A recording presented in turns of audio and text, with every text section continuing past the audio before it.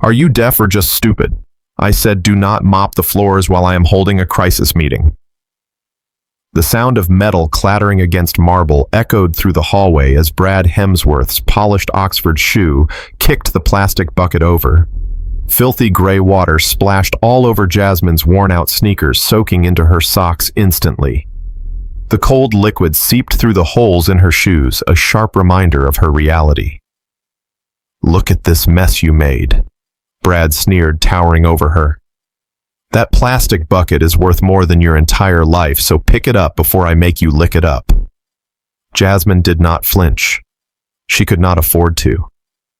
She knelt down on the cold floor, her hands trembling not from fear, but from a rage she had to swallow. She grabbed the gray rag and started wiping the spill while Brad watched her with a look of pure disgust.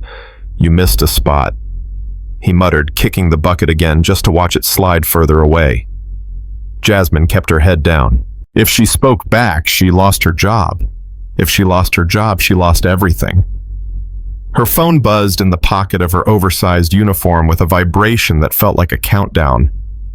She did not need to look to know what it was, but she glanced at the cracked screen anyway. Memorial Hospital. Final notice. Payment due by 6 in the morning. Amount $42,000. The number danced before her eyes. $42,000. If she did not pay by sunrise, her mother's chemotherapy stopped. They would discharge her. They would let her die. Jasmine squeezed the dirty rag until her knuckles turned white. She had 8 hours to find a miracle. Inside the glass-walled conference room behind them, the air was thick with panic. A dozen men in expensive suits were sweating through their shirts. The massive wall of monitors that usually displayed global logistics routes was flashing a terrifying bright red. Critical failure. Supply chain algorithm locked. These were engineers from MIT and Stanford, the best minds money could buy, and right now they looked like frightened children taking a test they had not studied for.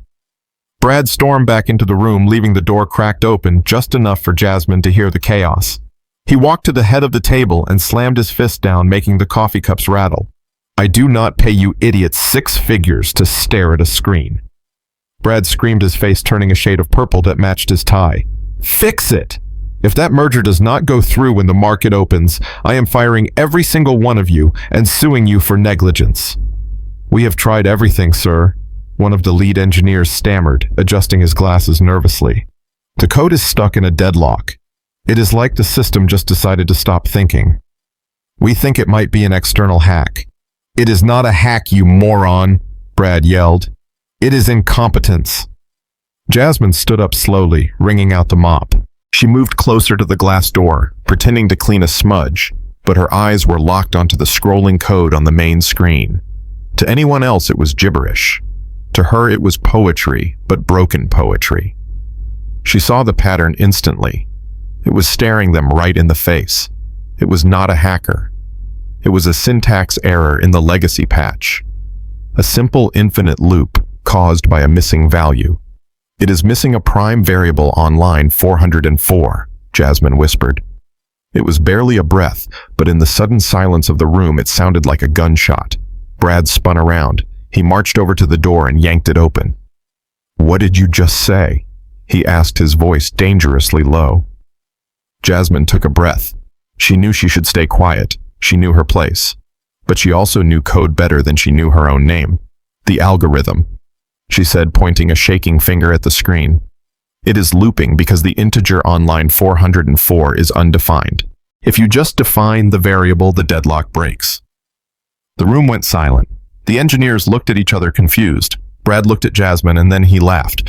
It was a cruel, hollow sound that made Jasmine's stomach turn. A janitor. Brad laughed, shaking his head in mock disbelief. You think because you can clean a toilet, you understand the algorithm of a $5 billion logistics empire. This is the most pathetic thing I have ever heard. He reached out and grabbed the mop handle from her hands. With a sudden, violent motion, he snapped the wooden pole over his knee with a loud crack. He threw the broken pieces at her feet. Get out of my sight, Brad hissed. Go clean the basement before I call security and have you thrown in the dumpster where you belong. And if I hear one more word from you, I will make sure you never work in this city again." Jasmine bent down to pick up the broken pieces of her mop. Her heart was pounding against her ribs. She had the answer. She held the key to saving the entire company, but they would rather watch it burn than listen to someone who looked like her. Suddenly, the private elevator doors at the end of the hall slid open with a soft chime that felt like a funeral bell. Elijah Thorne stepped out. The founder, the legend, the man who built Thorne Logistics from a single truck into a global empire. But tonight, he did not look like a titan of industry. He looked like a man watching his house burn down. His tie was undone and his eyes were wild with desperation. He had just gotten off the phone with the board of directors. "Tell me it is fixed," Elijah said, his voice hollow as he walked into the conference room. "Tell me we are not about to lose everything." Brad immediately changed his demeanor. He straightened his jacket and put on a mask of calm control. "We are working on it, Elijah." Brad lied smoothly, stepping in front of the monitors to block the view. "It is a sophisticated attack from a rival firm. My team is isolating the threat. I do not care what it is." Elijah roared, losing his composure for the first time in 20 years. He pushed past Brad and stared at the sea of red screens. "If this system is not live by sunrise, the merger is dead. Thorne Logistics is dead. Do you understand? $5 billion gone. My legacy gone." He looked around the room, his eyes pleading with the silent engineers. "I will give 10% of the company to anyone who can fix this right now. Do you hear me? $150 million to the person who saves this ship. 150 million. The number hung in the air. That was enough to save her mother, enough to save herself, enough to change everything. Jasmine was halfway to the service elevator when she heard it. She stopped. $150 million. She could not leave. She could not walk away. Not when the answer was so simple. As two security guards approached her to drag her away per Brad's earlier hand signal, Jasmine dug her heels into the carpet. "Mr. Thorne!" She screamed, fighting against the grip of the guards. "I can fix it. I know the code." Elijah turned around. He looked confused, squinting at the young woman in the oversized janitor uniform struggling against his security team. "Mr. Thorne, please listen to me." Jasmine yelled, desperation cracking her voice. "My name is Jasmine. My mother is Sarah. She used to clean your house when I was a child. She taught me to never give up. I know what is wrong with your system." Elijah froze. He walked slowly toward the door, his eyes narrowing as if trying to catch a ghost from his past. "Sarah," he whispered. "Little Jasmine." For a second there was a flicker of hope. Elijah took a step toward her, his hand raising to stop the guards, but Brad stepped between them. He placed a hand on Elijah's shoulder and steered him back toward the room. "Do not listen to her, Elijah." Brad hissed, his voice dripping with poison. "She is lying. She is the daughter of that maid who stole your late wife's jewelry years ago. Remember, she is a con artist just like her mother."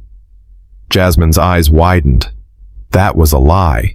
Her mother had never stolen a thing. Brad had framed her mother years ago to cover his own gambling debts, but nobody knew the truth. She is probably the one who crashed the system. Brad continued, raising his voice so the guards could hear. "She is a distraction we cannot afford. Get this trash out of here." Elijah paused. The mention of his late wife's stolen jewelry hardened his heart. The softness in his eyes vanished, replaced by cold indifference. He turned his back on Jasmine. "Handle it, Brad," Elijah said quietly. "Just get the system running." "No!" Jasmine screamed as the guards tightened their grip on her arms. "It is a lie. He is lying to you, Elijah. Check line 404. Just check the code. Take her to the basement storage unit." Brad ordered the guards, a smug smile playing on his lips. "Lock the door. I want her nowhere near a computer or a phone until the police arrive. We will press charges for corporate sabotage." "You are making a mistake," Jasmine cried out as they dragged her backwards. "Brad, you are destroying the company." Brad just waved his hand dismissively and slammed the conference room door shut. The sound echoed like a prison cell closing. Jasmine kicked and fought, but she was no match for the two heavy-set guards. They dragged her down the hallway into the service elevator and pressed the button for the basement. As the doors closed, Jasmine saw Brad through the glass wall of the conference room. He was laughing. He thought he had won. He thought he had buried the truth in the basement, but he had made one fatal mistake. He forgot that Jasmine was not just a janitor. She was the woman who had nothing left to lose. And down in the dark of the basement, she was about to start a fire that would burn his entire world to the ground. The heavy steel door of the basement storage unit slammed shut with a sound that felt like a coffin closing. Jasmine stumbled into the darkness, hitting her shoulder against a metal shelving unit piled high with cleaning supplies. The smell of bleach and damp concrete filled her nose. It was freezing down here. A deep, bone-chilling cold that the building's heating system never reached. She pulled her phone from her pocket, her hands shaking uncontrollably. No service. Of course. The basement walls were 2 feet of reinforced concrete. She was trapped, buried alive beneath the very tower she spent every night cleaning. She slid down the wall until she hit the cold floor, pulling her knees to her chest. It was over. The hospital would call at 6 in the morning. They would ask for payment. She would have nothing. Her mother would be discharged. She would die because Jasmine had failed to speak up loud enough. On the other side of the heavy door, she heard a shuffle of feet. It was Tyrell, the head of security for the night shift. He was a big man with a face worn down by years of double shifts and bad coffee. He had dragged her down here because Brad ordered it, but he had not left yet. "I am sorry, kid." Tyrell's voice came through the thick steel, muffled and heavy with guilt. "You know I cannot go against Mr. Hemsworth. He will have my badge before I can blink." Jasmine did not answer. What was the point? The silence in the basement was suffocating, broken only by the distant hum of the massive server fans spinning uselessly 3 floors above her. 30 floors up in the executive penthouse, the atmosphere was entirely different, but just as suffocating. The war room was a scene of absolute chaos. The smell of fear was sharper than the smell of sweat.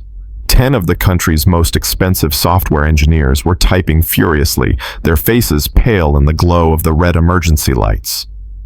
Elijah Thorne sat at the head of the table, his head in his hands. He looked 10 years older than he had just an hour ago. Every second that ticked by was another $1 million bleeding out of his legacy.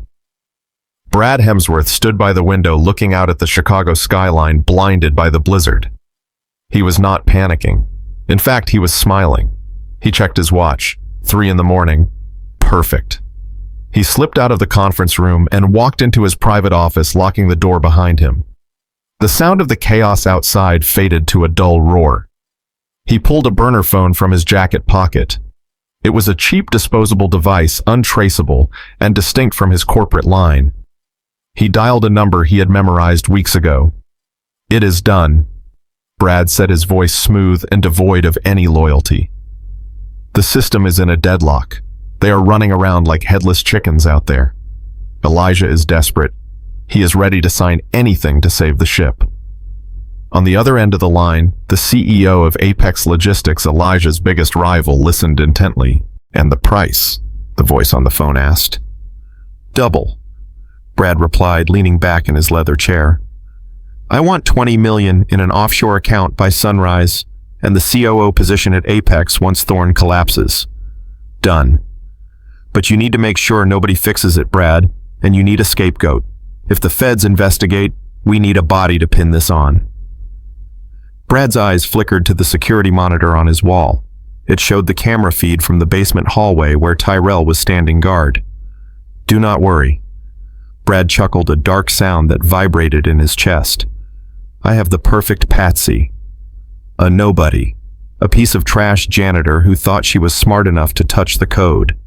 I am uploading the trail right now." Brad hung up and turned to his computer. He did not open the recovery tools. He opened a remote command terminal. His fingers flew across the keyboard, not to fix the system, but to bury a knife in its back. He typed in a command to execute a hidden script he had planted months ago. A rootkit designed to look like clumsy amateur code. Then he began the frame job. He altered the server logs. He replaced his own admin ID with a user profile he had just created. User ID: J. Carter Janitor. Access point: Maintenance Room B. Action: malicious deletion of core logic. He hit enter. The screen flashed green, confirming the upload. There, he whispered to the empty room. Now it is not just a system failure. It is corporate sabotage. He stood up, adjusting his cufflinks. When the FBI arrived in the morning, they would find Jasmine's digital fingerprints all over the crime scene. She would not just be fired, she would go to federal prison for 20 years, and Elijah would be too broken to notice his own brother-in-law holding the smoking gun. Back in the freezing basement, Jasmine was shivering violently. The cold was seeping into her bones, making her teeth chatter. She closed her eyes, trying to picture her mother's face, trying to find some warmth in the memory. Suddenly, the lock on the heavy steel door clicked. Jasmine scrambled back, pressing herself against the shelves, terrified that Brad had come back to finish the job. The door creaked open just a crack. A sliver of light cut through the darkness. It was Tyrell. He looked over his shoulder, checking the hallway nervously. His face was sweating despite the cold. He was holding something under his arm, wrapped in a dirty towel. "Tyrell, what are you doing?" Jasmine whispered. He stepped inside quickly and pushed the door shut behind him, leaving just the dim light from the hallway spilling in. He knelt down in front of her. "I cannot let you out, Jasmine," Tyrell said, his voice shaking. "The cameras are watching the exits. Brad is watching the feeds. If you leave this room, we are both dead." "Then why are you here?" Tyrell unwrapped the bundle in his hands. It was a laptop. Not a sleek corporate machine, but a thick, heavy brick of a computer. The casing was cracked in the corner and the E-key was missing. It was a discard unit pulled from the e-waste bin, ready for the shredder. "It is garbage," Tyrell said, shoving it into her hands. "The battery barely holds a charge and the screen flickers. But it connects to the building's internal maintenance Wi-Fi." Jasmine stared at the machine. It was ugly. It was broken. It was beautiful. "Why?" she asked, looking up at him. "Why risk your job for me, Tyrell?" Tyrell looked away, his eyes wet. He reached into his pocket and pulled out a memory. 6 years ago, he said, his voice thick with emotion. "I was working double shifts just to keep the lights on. My wife had just left. I had no lunch, no dinner. I was starving, Jasmine, actually starving." He looked back at her. "Your mother, Sarah. She found me in the break room. She did not say a word. She just split her sandwich in half and gave it to me. She did it every day for a month until I got my first paycheck. She told me that nobody works hungry in her house." Tyrell placed a heavy hand on Jasmine's shoulder. "She saw me when I was invisible. Tonight I see you." He stood up quickly, wiping his face. "I do not know what you can do with that junk," he said, nodding at the broken laptop. "But if you are half as smart as Sarah said you are, then make that bastard upstairs pay." He slipped back out the door and the lock clicked shut again. Jasmine sat alone in the dark, the heavy laptop resting on her knees. She opened the lid. The screen flickered to life, casting a pale blue glow on her face. Battery, 12%. She did not need more. She cracked her knuckles. The cold was gone, replaced by a fire that burned hot in her chest. Brad thought he had thrown her in the trash. He did not realize he had just given her a weapon. Jasmine Carter was online, and she was coming for him. The ancient laptop hummed to life on Jasmine's lap, sounding like a dying engine. The screen flickered with a harsh blue light, illuminating the dust motes dancing in the freezing basement air. A password prompt blinked on the screen, mocking her. "System locked. Enter admin credentials." Jasmine stared at the cursor. Most people would have given up right there. Tyrell had given her hardware, but without a key, it was just a paperweight. But Jasmine Carter was not most people. She closed her eyes and let her mind travel back to 3 weeks ago. She was cleaning Brad Hemsworth's executive suite on the 45th floor. It was 2 in the morning. Brad had left his office a mess as usual, with half-eaten takeout containers and spilled scotch on his mahogany desk. While wiping down his leather mousepad, she had noticed something. Brad was arrogant, and arrogant men were always lazy with security. He had lifted the edge of the mousepad to check a sticky note underneath it. He did it every time he logged in. She remembered the way his fingers moved on the keyboard. Simple strokes. No special characters. He was the kind of man who thought he was too important to be hacked. Jasmine opened her eyes. Her fingers hovered over the sticky keys of the broken laptop. Hemsworth, God Mode 1. Access denied. She bit her lip. Of course he would update it. It was the new year. She tried again. Hemsworth God Mode 2024. The screen went black for a terrifying second. Then a green command line appeared. Access granted. Welcome, Administrator Hemsworth. She was in. But being in the local network was not enough. The main server farm where the algorithm lived was behind a firewall that cost more than her entire neighborhood. She could not just walk through the front door. She had to find a window. She typed furiously, her fingers flying across the broken keyboard. She scanned the network for weak points. The servers were locked down tight. The employee terminals were encrypted, but there was always something that corporate security overlooked. The printers. The wireless printers on the fourth-floor logistics hub were connected to the main server to print shipping manifests, but they had almost zero security encryption. It was a back door the size of a garage. Jasmine routed her connection through the printer network, bypassing the firewall entirely. It was a trick she learned on a Reddit forum 3 years ago. Suddenly, the screen filled with cascading lines of code. It was the heart of Thorn Logistics, and it was bleeding. She scrolled through the algorithm, her eyes scanning the syntax. There it was. Buried deep in the supply chain logic was a script that did not belong. It was clumsy and malicious, a command designed to freeze the entire system if the date changed to today. It was not an accident. It was murder. As Jasmine typed the command to isolate the virus, her hands began to shake. Not from the cold, but from the memory that hit her like a physical blow. She was back in the public library. It was winter then, too. Her mother was in the hospital across the street, hooked up to machines that beeped in a rhythm that haunted Jasmine's dreams. The doctors had said there was no hope without the expensive treatment. Jasmine had sat in that library for 18 hours a day, teaching herself Python and C++ from dusty textbooks. She did not learn to code for fun. She learned because she thought maybe, just maybe, she could build something to pay the bills. Every line of code she wrote was a prayer. Every successful compilation was a breath of air for her mother. She looked at the screen in the basement. This code in front of her was not just math. It was power. And Brad Hemsworth had used it to try and destroy a good man. She isolated Brad's malicious script. With one keystroke, she could delete it and restore the system. The $5 billion merger would go through. Elijah would be saved. But then she stopped. Her finger hovered over the enter key. If she fixed this now, Brad would just take the credit. He would say he solved it. He would have Tyrell fired, and he would have Jasmine arrested for trespassing. She would be the villain in his story. No. Jasmine's eyes hardened. She was done being the victim.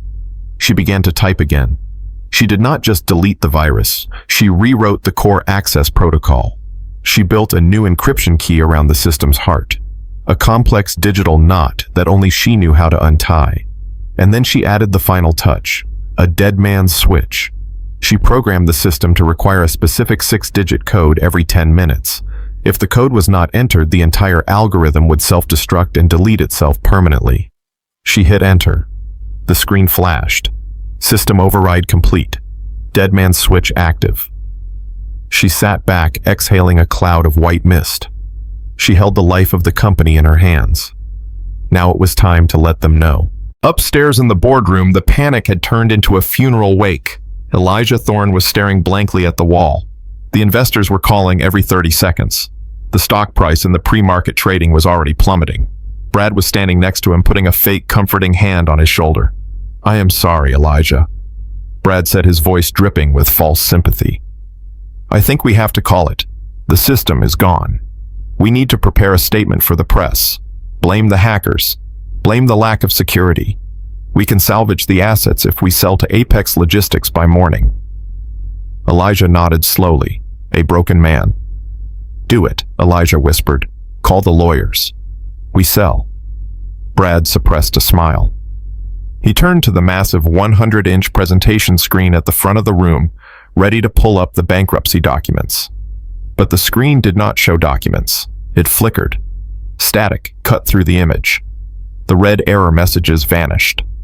Suddenly, the screen went black, and then a face appeared. It was grainy and lit by the harsh blue light of a laptop screen, but the image was unmistakable.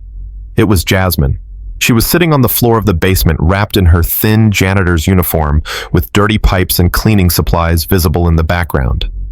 The boardroom went silent. "What the hell is this?" Brad shouted, stepping back.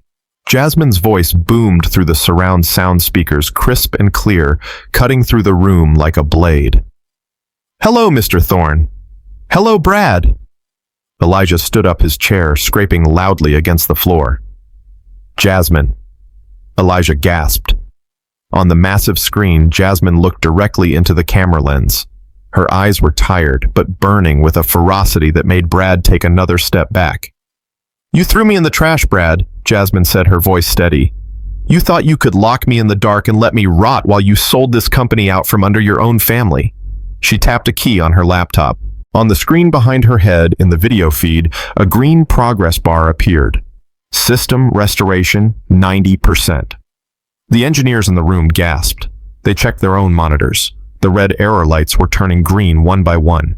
The deadlock was broken. The supply chain was moving again. She fixed it. One of the Stanford engineers whispered in disbelief.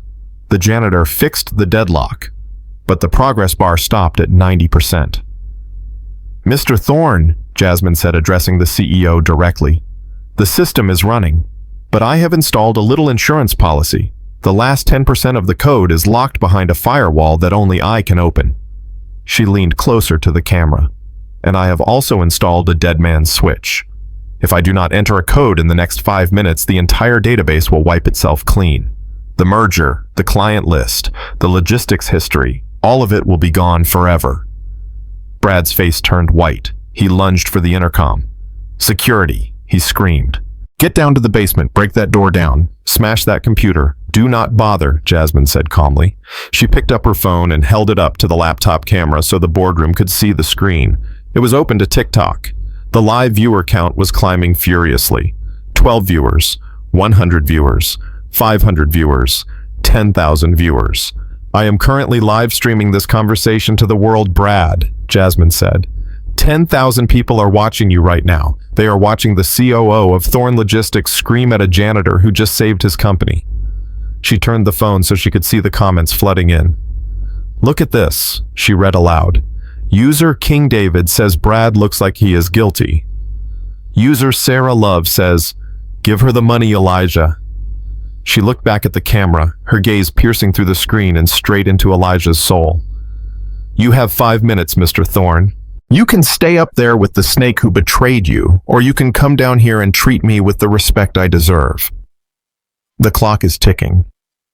She hit a key, and a digital countdown timer appeared on the boardroom screen superimposed over her face. 04 minutes, 59 seconds. Elijah looked at the screen. Then he looked at Brad. For the first time all night, the fog of despair lifted from his eyes. He saw the sweat on Brad's forehead. He saw the terror in his brother-in-law's eyes, and he realized that the girl in the basement was the only person in this building telling him the truth. Elijah did not say a word. He turned and ran for the door. "Elijah, wait!"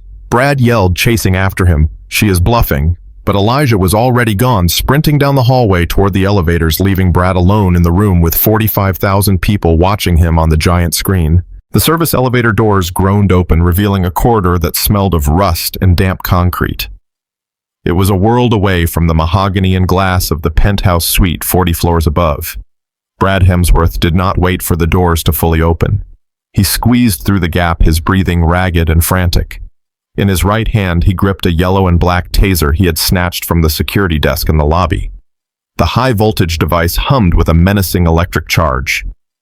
"You are finished," Brad screamed as he sprinted down the hallway toward the storage unit. "Do you hear me? You are done." Elijah Thorne followed close behind, but his steps were heavier. He was not running on adrenaline like Brad. He was running on fear, the kind of fear that comes when you realize the foundation of your entire life is made of sand. He adjusted his silk tie, which felt like a noose around his neck, and hurried toward the open steel door at the end of the hall. They burst into the storage room. The space was small, cramped, and freezing.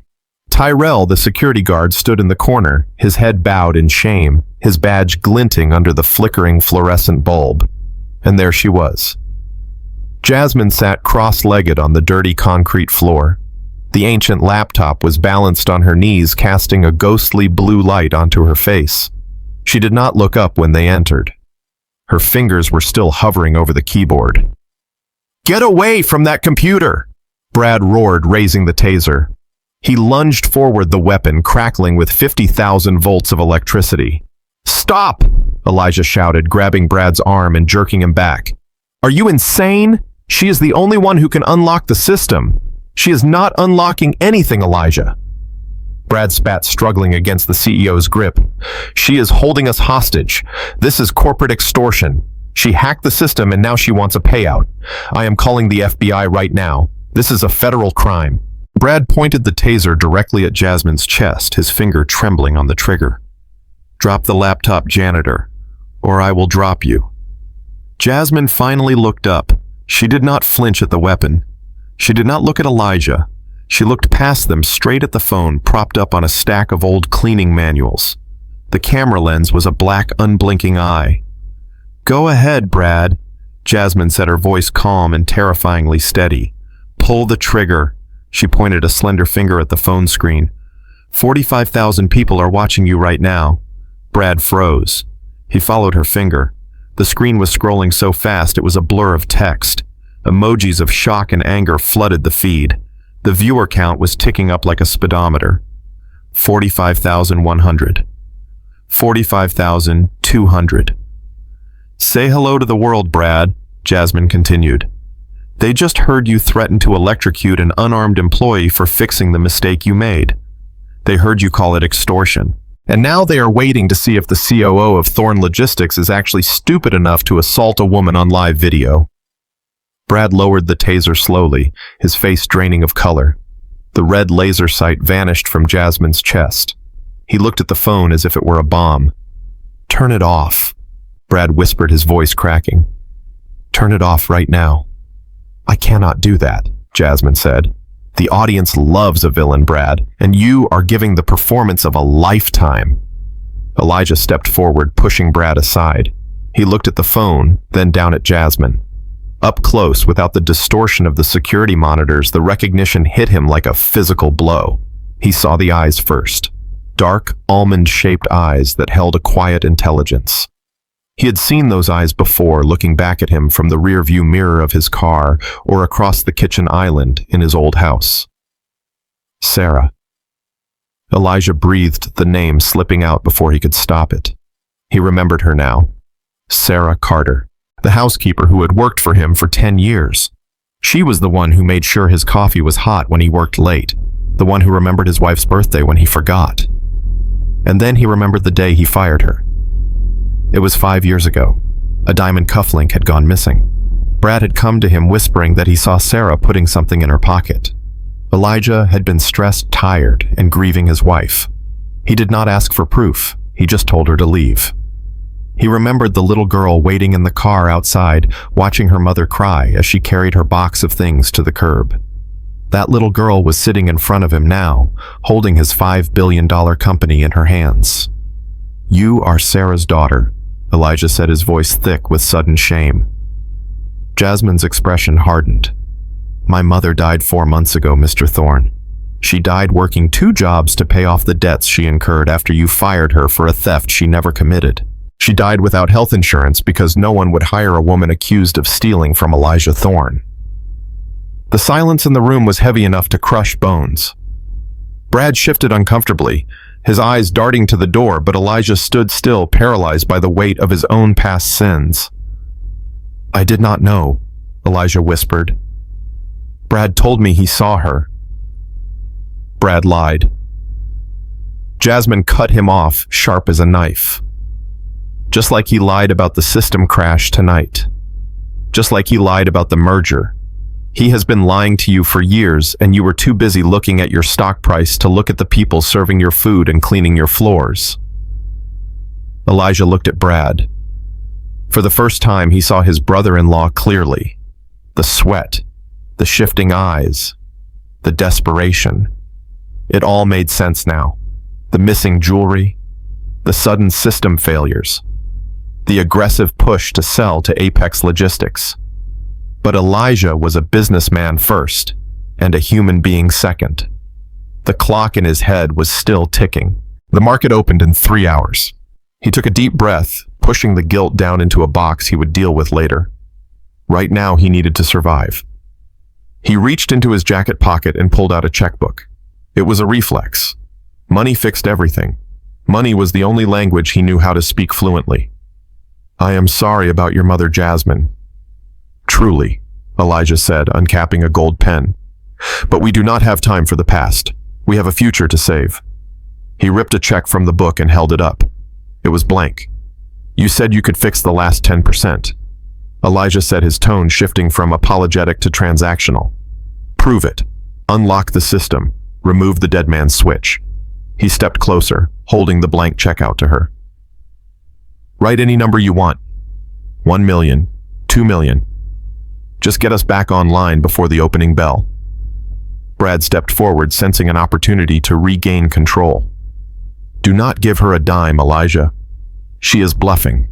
She does not have the encryption key. She is just stalling to hurt us. Prove him wrong," Elijah said, ignoring Brad and locking eyes with Jasmine. "You want justice for your mother? Fine, but justice costs money. Show me you are the genius you claim to be. Show me you are not just a bitter ex-employee with a grudge." Jasmine looked at the check fluttering in Elijah's hand. It was a ticket out. It was freedom from the debt.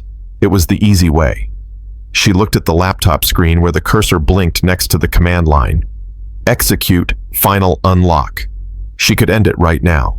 She could take the money and disappear. But then she looked at the phone again, at the scrolling comments from strangers who were cheering for her. People who had been fired, people who had been ignored, people who cleaned floors and drove trucks and served coffee. She realized then that this was not about money anymore. Jasmine did not reach for the check. She reached for the keyboard. "Keep your money, Elijah." She said, her fingers poised over the keys. "I do not want a payout. I want you to watch what a maid's daughter can do when you finally stop underestimating her." She hit the enter key. The silence in the basement was broken by the sharp click of the enter key. It was a small sound, but it triggered a tidal wave. On the laptop screen, the command line vanished. It was replaced by a single pulsing message. "System restored. Value recovered. $5 billion. Above them in the penthouse and throughout the entire 40-story tower, the emergency lighting shifted. The oppressive throbbing red glare that had bathed the building in panic flickered once, twice, and then vanished. In its place, the cool, calming hum of the standard blue LED lighting washed over the room. The servers overhead roared to life, spinning up with the sound of a jet engine taking off. Jasmine exhaled. Her shoulders slumped. She had done it. She had saved the empire that had discarded her mother. She looked up at Elijah, expecting to see relief, expecting to see the promise of the $150 million reflected in his eyes. But she never got the chance. The moment the lights turned green, Brad moved. He did not move with gratitude. He moved with the desperate violence of a cornered animal. He lunged forward and snatched the heavy, broken laptop from Jasmine's lap. Before she could even react, he raised it high above his head and brought it crashing down onto the concrete floor. Smash. Plastic flew. The screen shattered into a spiderweb of dead pixels. The hard drive crunched. Brad did not stop. He stomped on the machine, grinding his expensive Italian leather heel into the motherboard until it was nothing but metal and sparks. Then he laughed. It was a manic, breathless sound that bounced off the concrete walls. He turned to Elijah, his chest heaving, his eyes wild but calculating. "It is done, Elijah. The system is back, and the evidence is gone." He pointed a shaking finger at Jasmine, who was still sitting on the floor, too stunned to move. "Look at her. She is a hacker, Elijah. She planted that virus months ago just so she could extort us tonight. I saw her trying to delete the logs, but I stopped her. I destroyed the terminal before she could execute the final payload." Brad wiped sweat from his forehead, smoothing back his hair. "I saved the company, Elijah. Me. Not this trash. I neutralized the threat and rebooted the core. The police will see it my way. Who are they going to believe? The chief operating officer of Thorn Logistics or the janitor with a criminal mother? Jasmine looked at Elijah. She waited for him to speak. She waited for the man who had just apologized about her mother to stand up for the truth. She waited for the billionaire who promised justice to be a hero. Elijah looked at the smashed laptop. He looked at Brad, who was straightening his tie and composing himself for the inevitable police interview. And then he looked at Jasmine. He saw the intelligence in her eyes. He knew.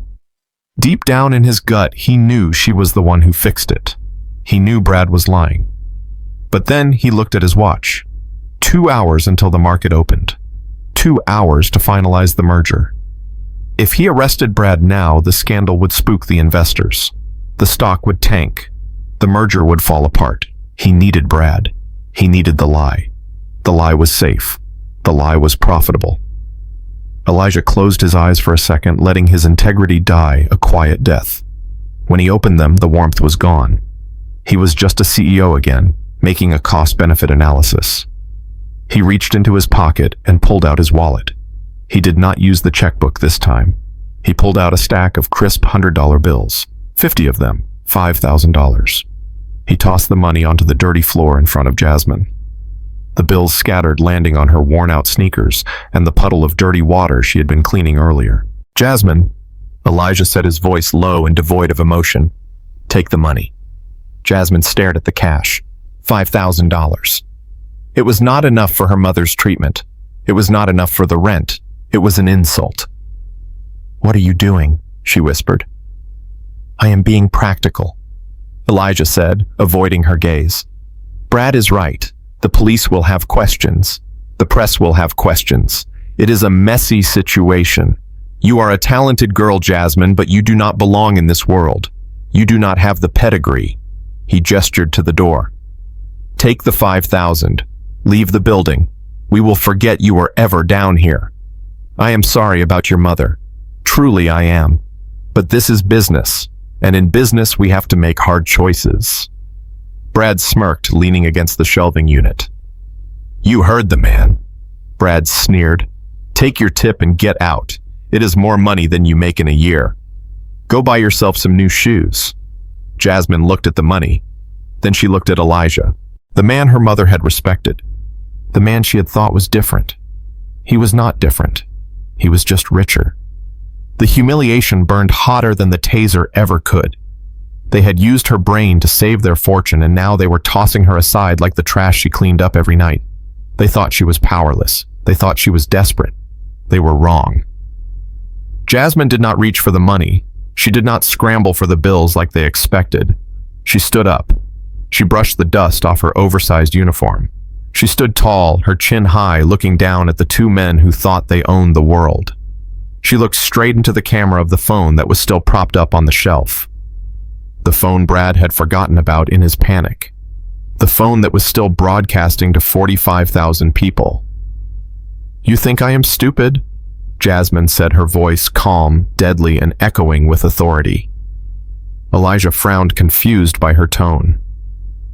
Brad rolled his eyes. "Just take the money and go," Brad snapped. Jasmine stepped over the scattered bills. She walked toward them, stopping just inches from Brad. "I am a janitor," she said.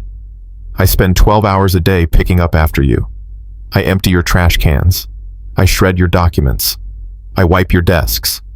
I clean up the messes you think just disappear by magic." She reached into the deep pocket of her uniform. "You treat people like me like we are invisible. You talk in front of us like we are furniture. You leave your secrets lying around because you think we are too dumb to understand them." She pulled out a phone. It was not her phone. It was a sleek, expensive device with a cracked screen. Brad's eyes widened. He patted his jacket pocket. It was empty. "You dropped this," Jasmine said, holding up the device. "When you shoved me earlier, when you kicked my bucket over. You were so busy being a bully you did not even notice it fall. Give me that." Brad lunged for it. Jasmine stepped back, nimble and quick. She tapped the screen. "I know your passcode, Brad. 1234. You are not a very creative man."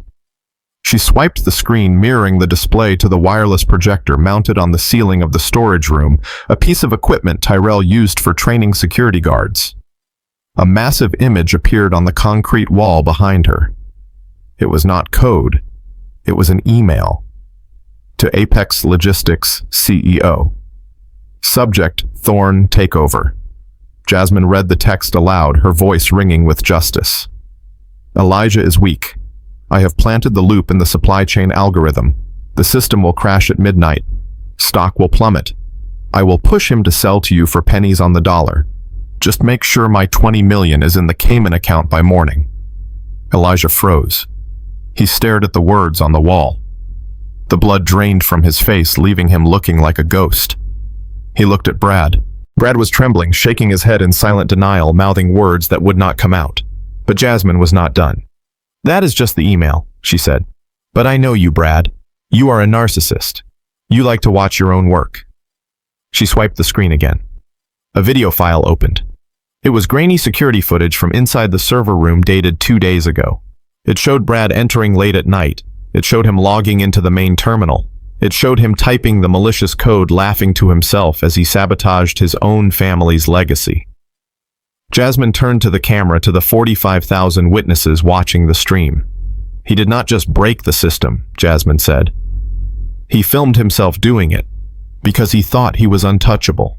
He thought the janitor would get blamed. He thought the black girl in the basement would take the fall.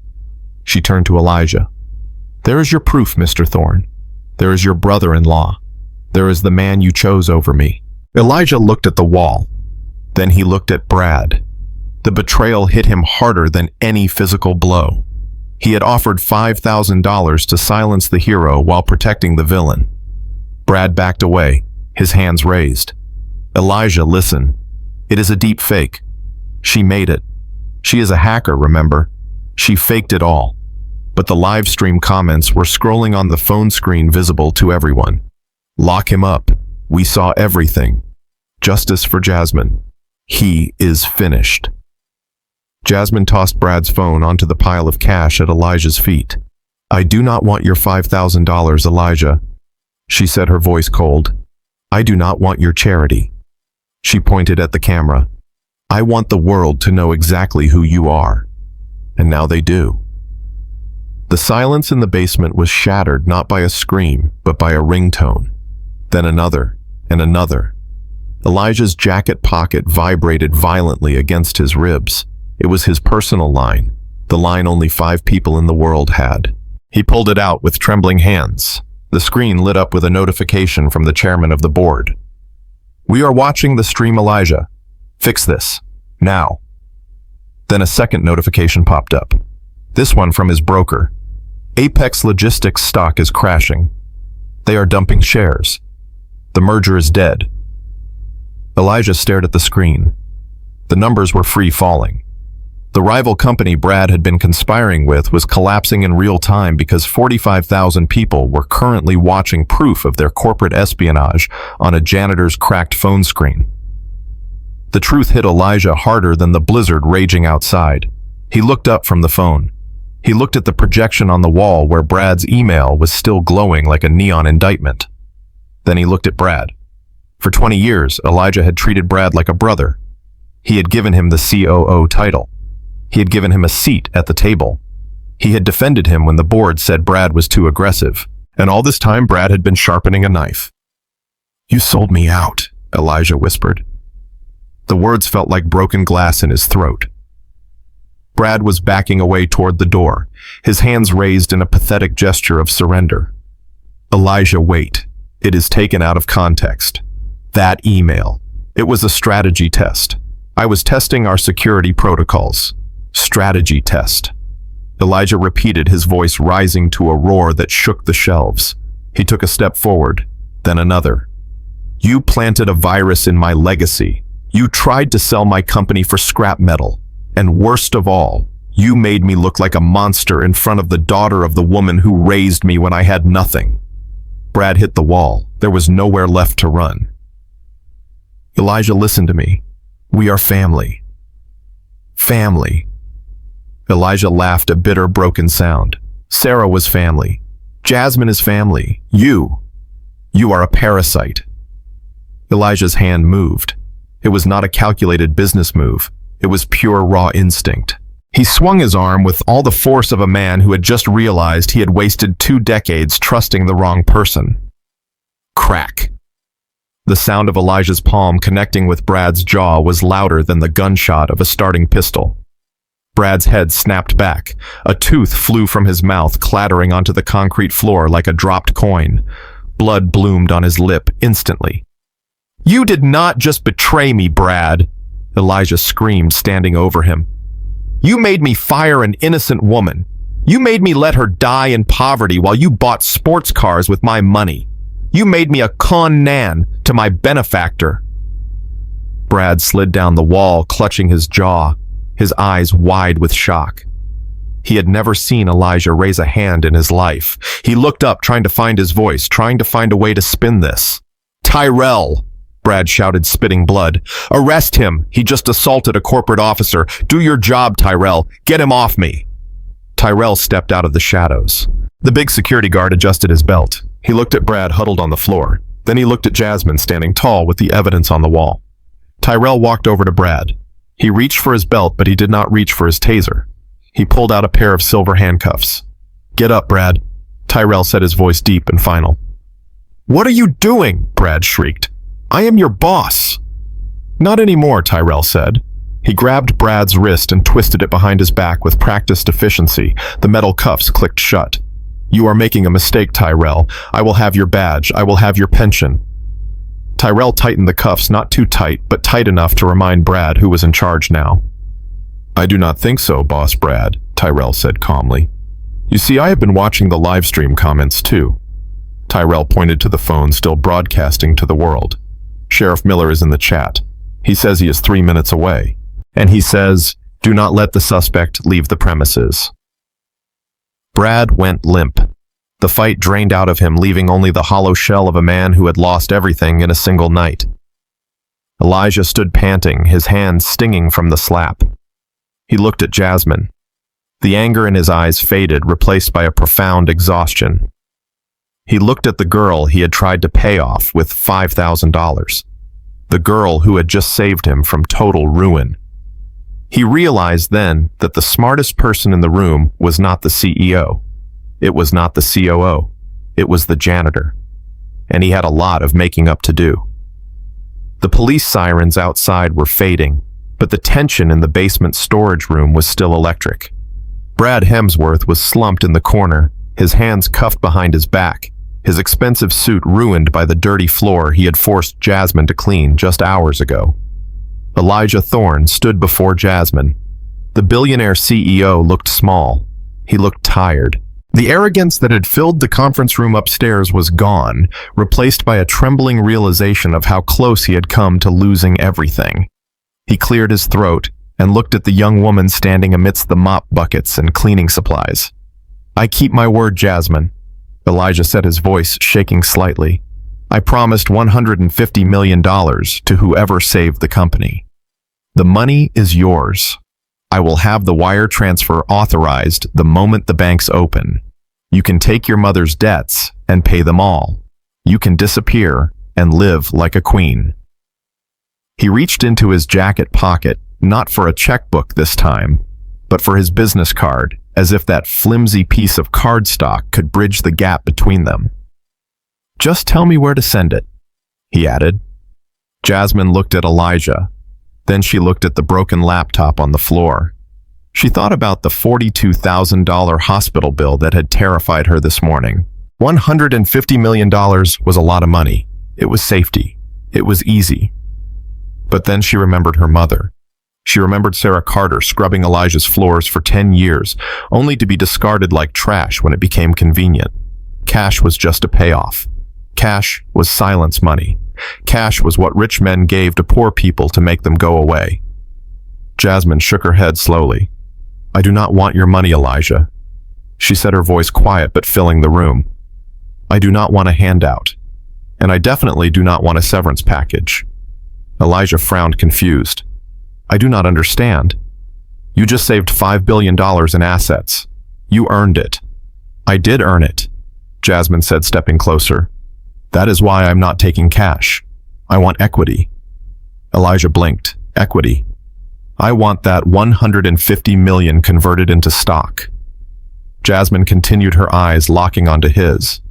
But not just any stock. I want Class A preferred shares with full voting rights. That comes out to exactly 10% of Thorn Logistics. Elijah's mouth fell open. 10% was not just an investment. 10% was power. 10% meant a seat at the table. And, Jasmine added before he could speak, I want a job, not cleaning floors, not serving coffee. I want the position of Chief Technology Officer, effective immediately. The silence that followed was absolute. Brad let out a choked laugh from his corner, but Tyrell silenced him with a sharp look. Elijah stared at Jasmine as if she had just spoken a foreign language. CTO. Elijah stammered. Jasmine, be reasonable. You are 24 years old. You are a janitor. He gestured vaguely at her uniform. You do not even have a college degree. You dropped out of Harvard. My board of directors will never approve a CTO without a PhD. We have investors from Wall Street. We have a reputation. They expect credentials. Credentials. Jasmine repeated the word, tasting the bitterness of it. She pointed a finger at the ceiling toward the conference room where the best minds in the industry were currently celebrating the fix she had just engineered. You had credentials, Elijah. You had a room full of PhDs from MIT and Stanford. You had men with 30 years of experience and degrees on their walls that cost more than my mother's life. And what did they do? She took another step forward. They panicked.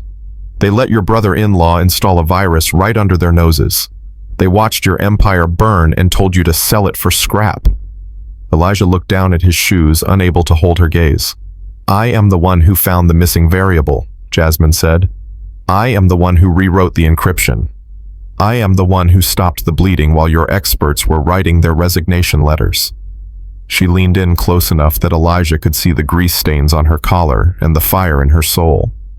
So ask yourself, Elijah, do you want a piece of paper on the wall, or do you want the person who knows how to clean up the mess when everyone else is afraid to get their hands dirty?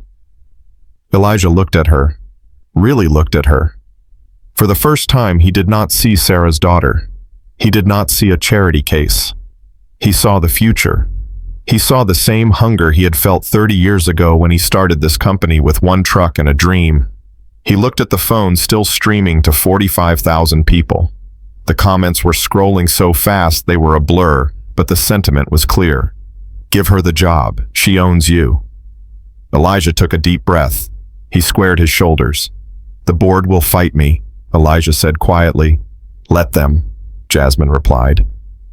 I have the encryption key, and I have the public on my side. Elijah slowly extended his hand. It was the first time a Thorn had ever offered a handshake to a Carter as an equal. Welcome to the board, Jasmine.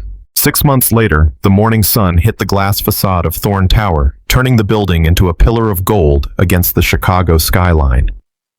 The automatic doors slid open with a whisper. Heads turned. Conversations stopped. The lobby of Thorn Logistics, usually a chaotic hive of activity, fell into a respectful hush. Jasmine Carter walked through the entrance. Gone were the oversized gray coveralls. Gone were the sneakers with holes in the soles.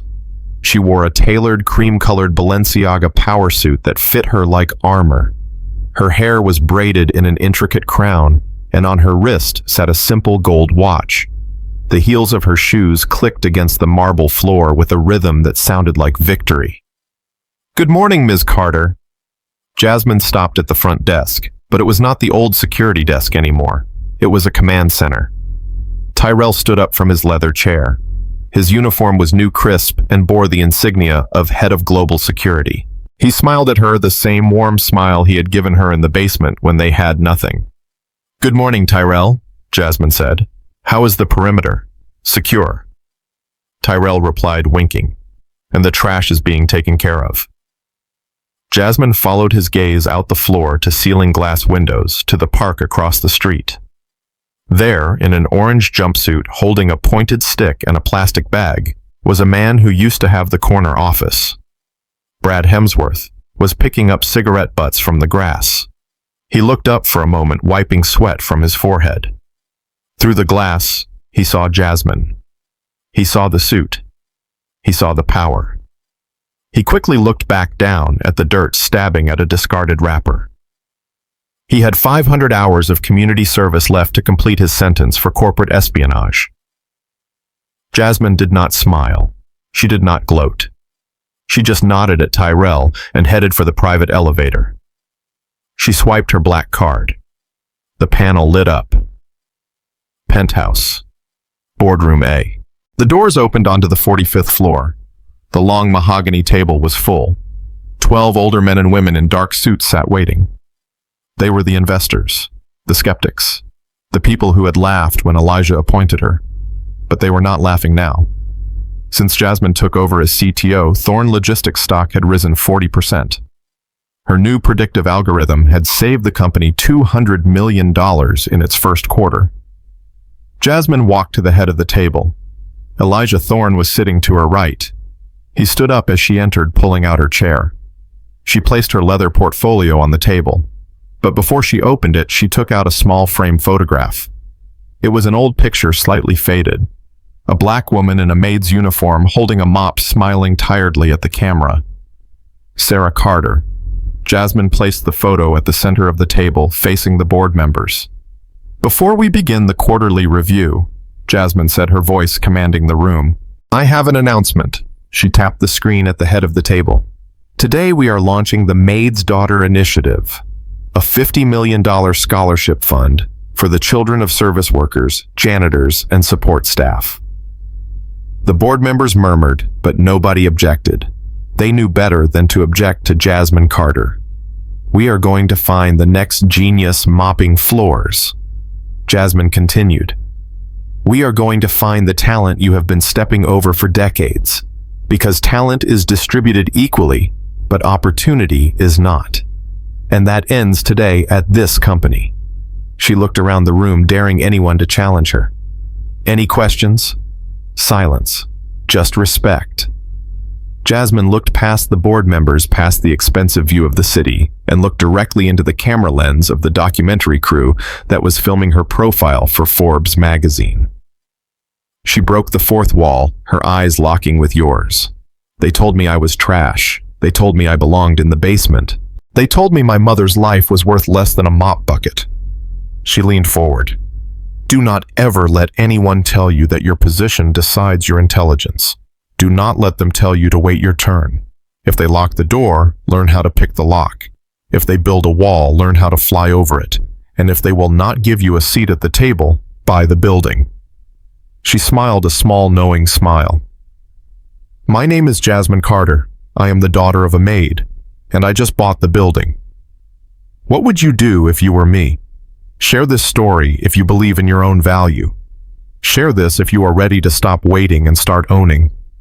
Because the next Jasmine Carter is out there right now holding a mop and waiting for her moment. Is that you? Is